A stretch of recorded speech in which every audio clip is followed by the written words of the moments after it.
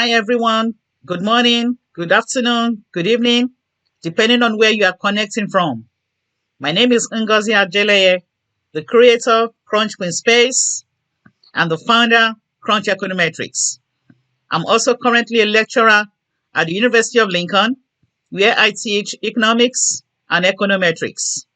I have been creating video content on applied econometrics since January 2018, and I have my videos on YouTube, on Facebook, on Twitter, and also on the Teachable platform.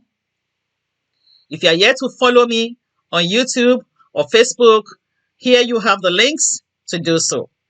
Subscribe to my channel, it's very free.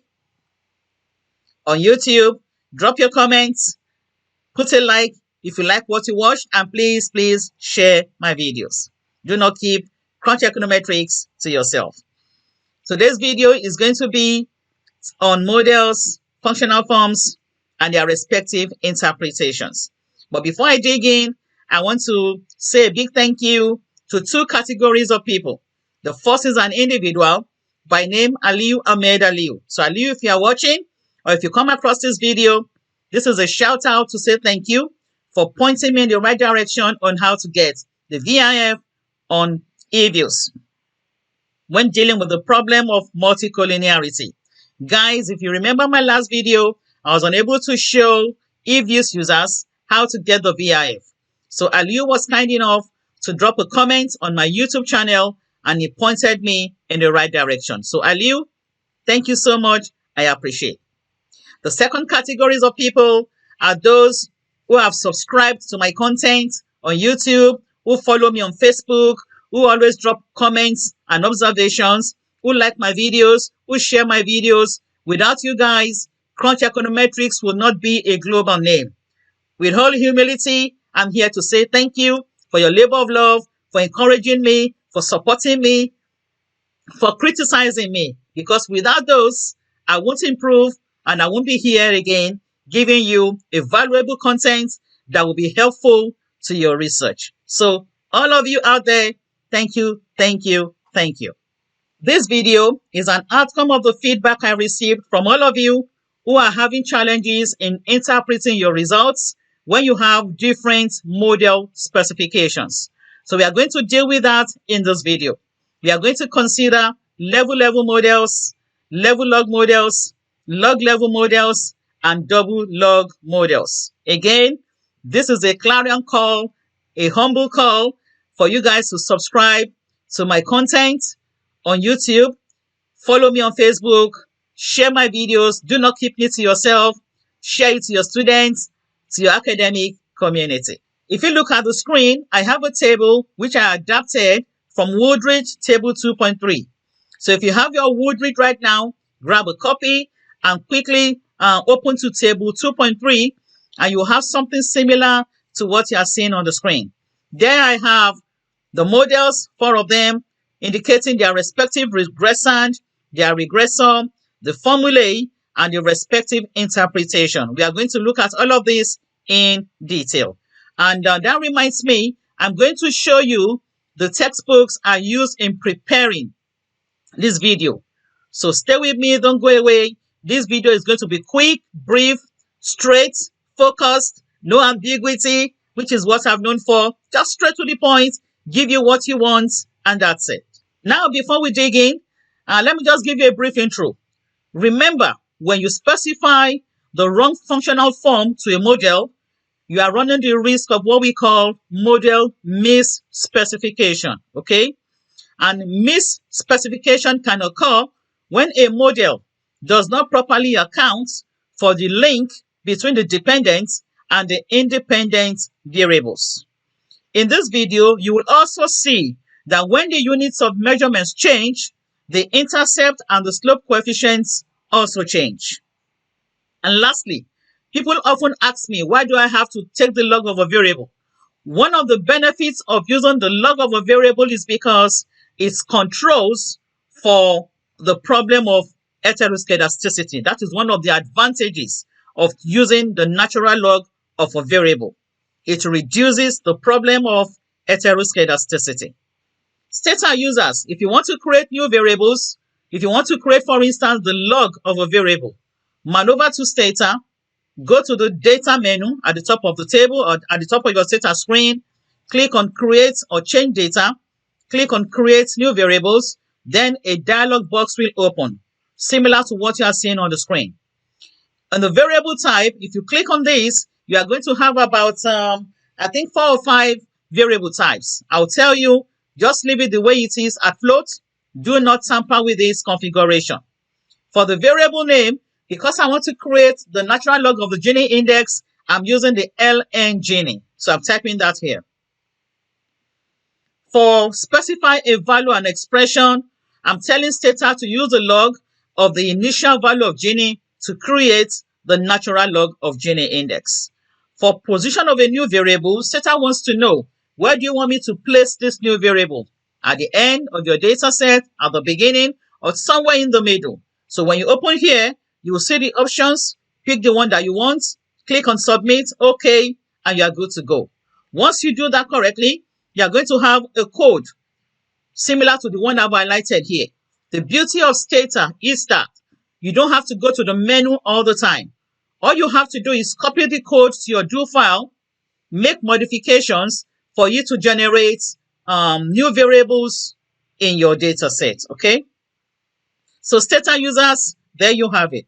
EViews, this is what you have to do.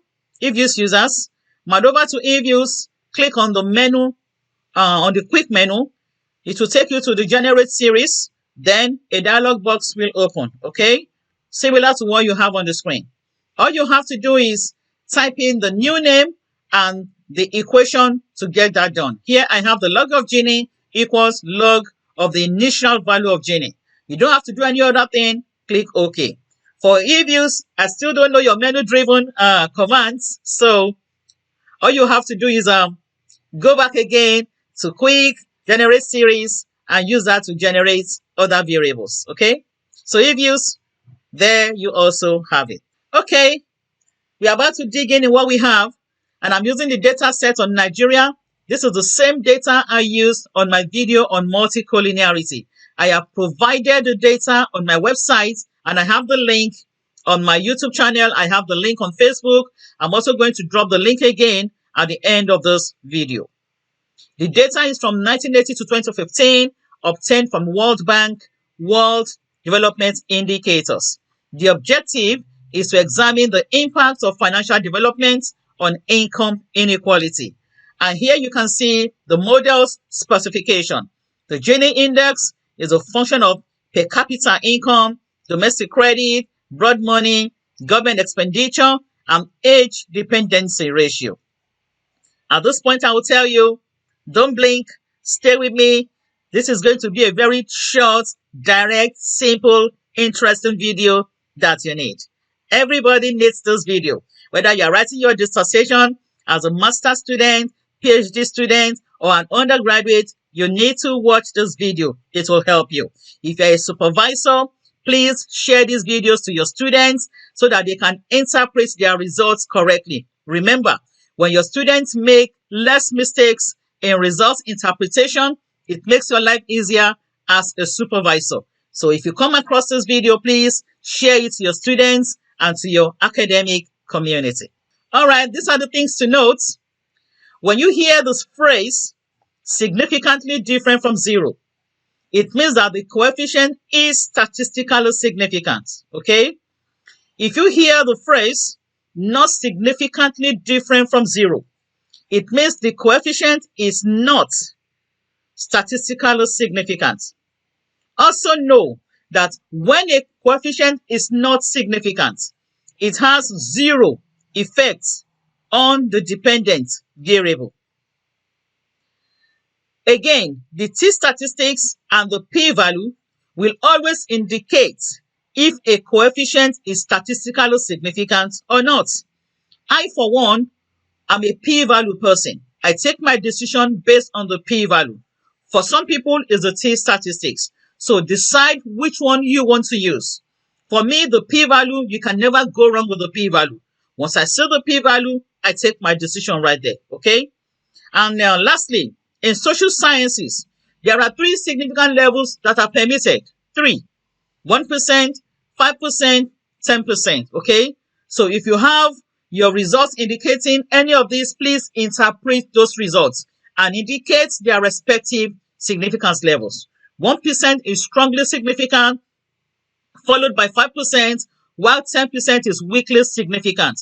In social sciences, I'm going to say it again, these levels are permitted, okay? They are permitted. So look at your results and interpret them accordingly. All right, let's look at the level model. At the top of here, you can see the code as written out from Stata. So this is the Stata code, which is the level of the variables. All the variables are in their level forms.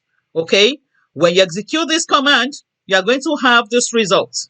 So for level model, all the variables are in their natural initial values. Okay, no transformation. And this is the interpretation, a generic one.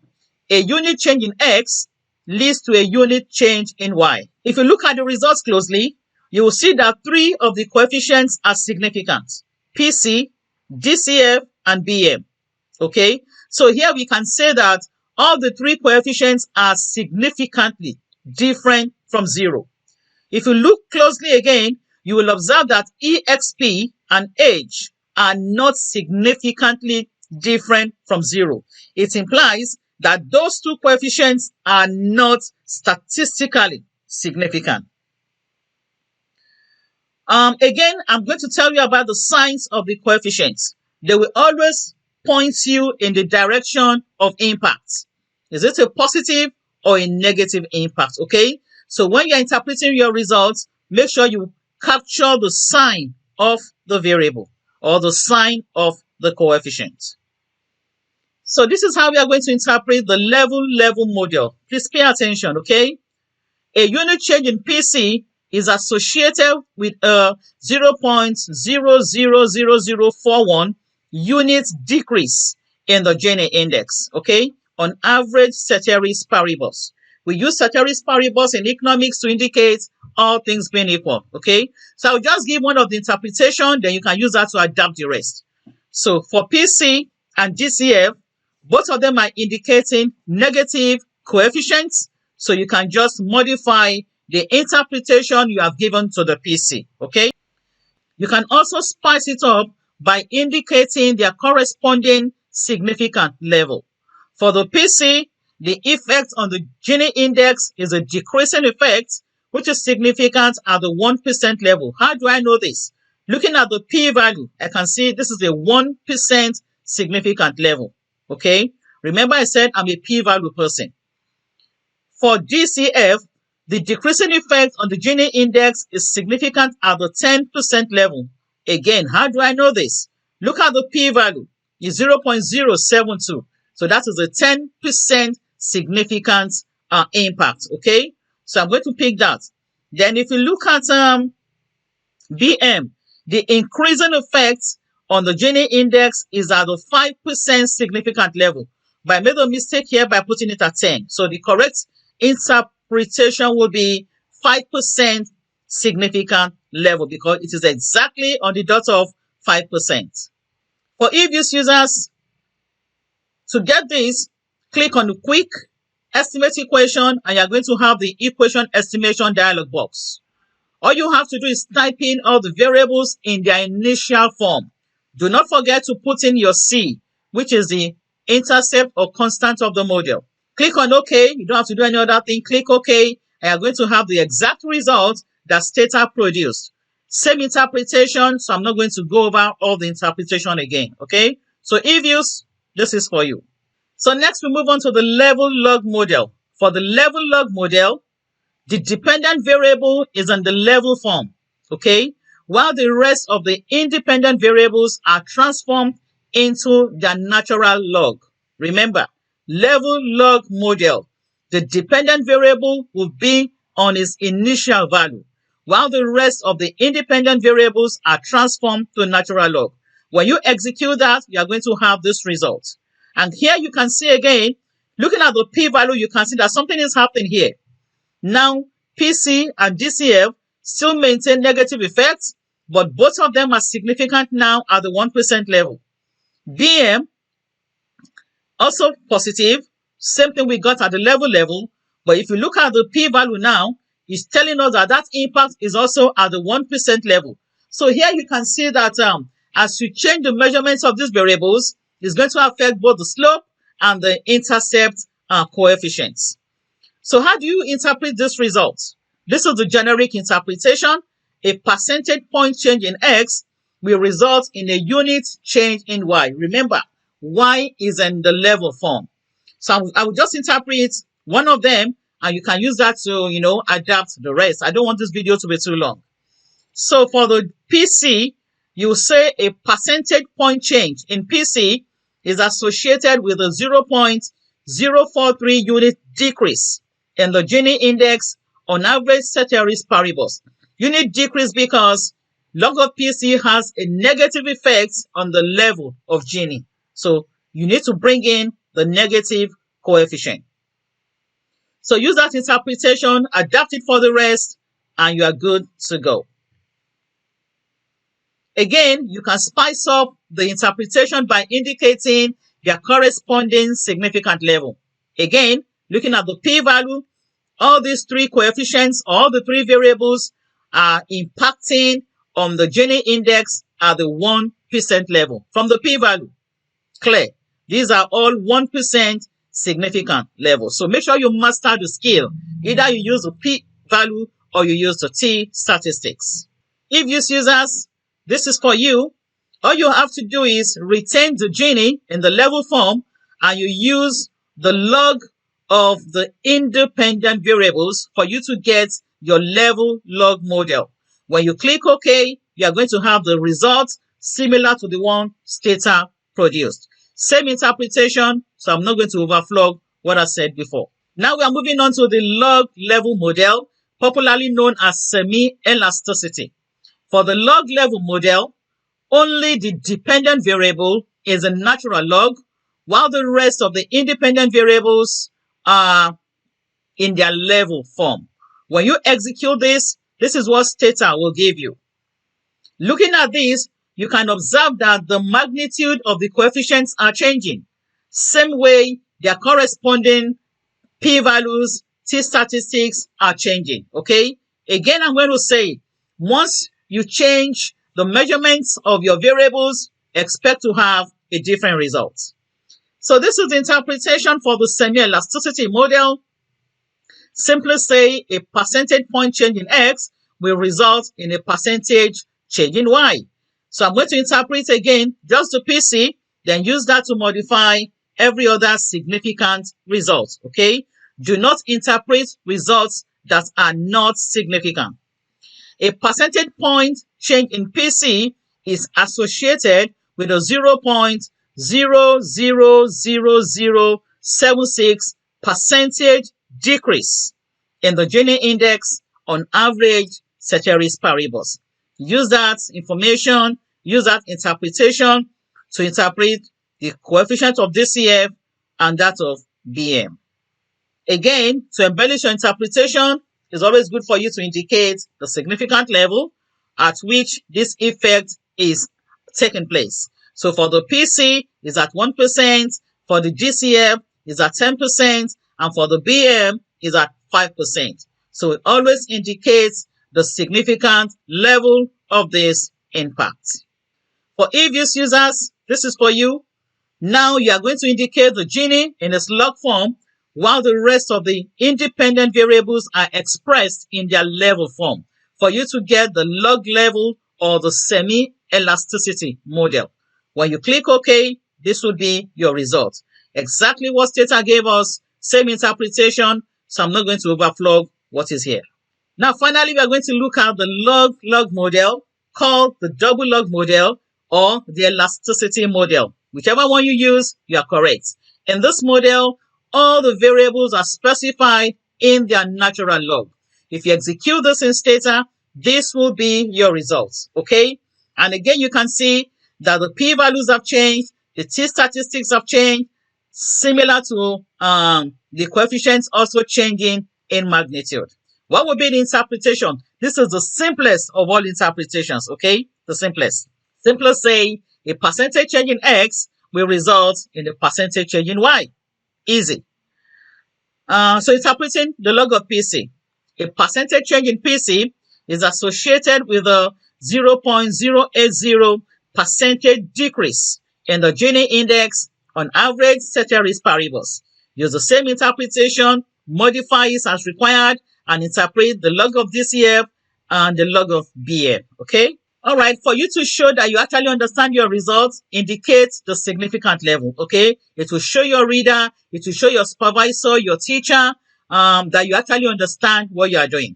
So you can always include the impact of PC on Gini index is significant at the 1% level, same thing for the DCF at the 1% level, and same thing for the BM at the 1% level, okay? So I will always encourage you, indicate the significant level of the impact. EViews users, this is yours. Indicate all the variables in their natural log, click OK, and here you have your results. Similar interpretation with what I did for Stata, so again, I'm not going to repeat what I said. All right, this is showing you the table again as I have come to the end of this video. So once you master the skill of giving the correct interpretation, you will see that you will make less mistakes, okay? And your work becomes clearer to whoever is assessing you, all right? So make sure you use the correct interpretation for the correct model specification. All right, so at this point, I'm going to show you the textbooks I use in preparing this content. I use textbooks in addition to publications. And the top of my list is Woodridge. I use Woodridge a lot because it's based on Stata. So if you have Woodridge, it is good for MSc, PhD. Make sure you have at least something to read. I always tell students video tutorials are insufficient. You need textbooks, okay? So Woodridge should be one of your collections. I also use Gujarati and Porter, but it's not here at the moment. I have to pick a copy from the library. Gujarati and Porter is very good for undergraduates because it's very, very easy to understand. Same thing with Woodridge. Very, very easy to understand. So if you're an undergraduate, you need Gujarati. Gujarati is based on, if I'm correct, EViews and maybe Microfit or something. But make sure you have Gujarati as one of your textbooks. Very good book. Very good. I also used Astero and Hall. It's a very good resource for MSc students and PhD students. Okay, Astero and Hall is based on Stata and EViews. The version I'm using is the 3rd edition, which is based on Stata and EViews. So make sure you grab a copy of Astero and Hall. And the last of them all, I used this, which is also EViews based by Azie. Okay, so make sure you get a copy of this book. It's so practical, direct, and straight to the point.